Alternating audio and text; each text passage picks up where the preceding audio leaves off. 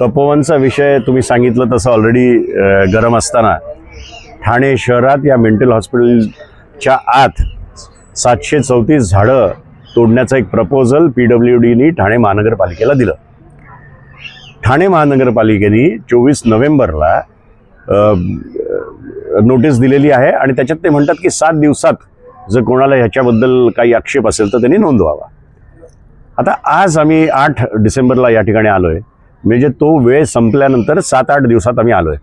मी तुम्हाला किमान 100, 150, 200 झाडं दाखवेन जी ऑलरेडी तोडलेली आहेत. मग मला एक सांगा, ही काय ह्या गेल्या 7 दिवसात तोडलेली झाडं आहेत का? तर नाही. हे फक्त दाखवण्यापुरतं नोटीस देणं, दाखवण्यापुरतं वेळ देणं, पण त्यांचं काम तर झाडं तोडण्याचं त्यांनी सुरूच केलेलं आहे.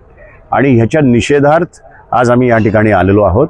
ते सांगताना असं सांगतात की 303 झाडं ही टोटली आम्हाला तोडायला लागतील आणि 431-34 झाडं ही आम्ही ट्रान्सप्लांट करू. माझा प्रश्न TMCला हा आहे की आत्तापर्यंत कुठलं ट्रान्सप्लांट केलेलं झाड आज जगलं आहे ते मला दाखवा.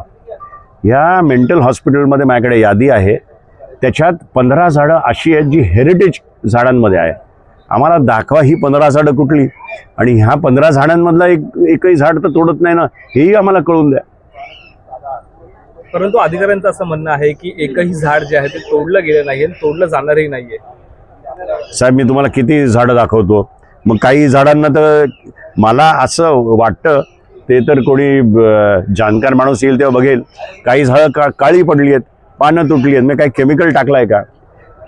महानगरपालिकेशी आज डिस्कशन केल्यानंतर मी या ठिकाणी आलो.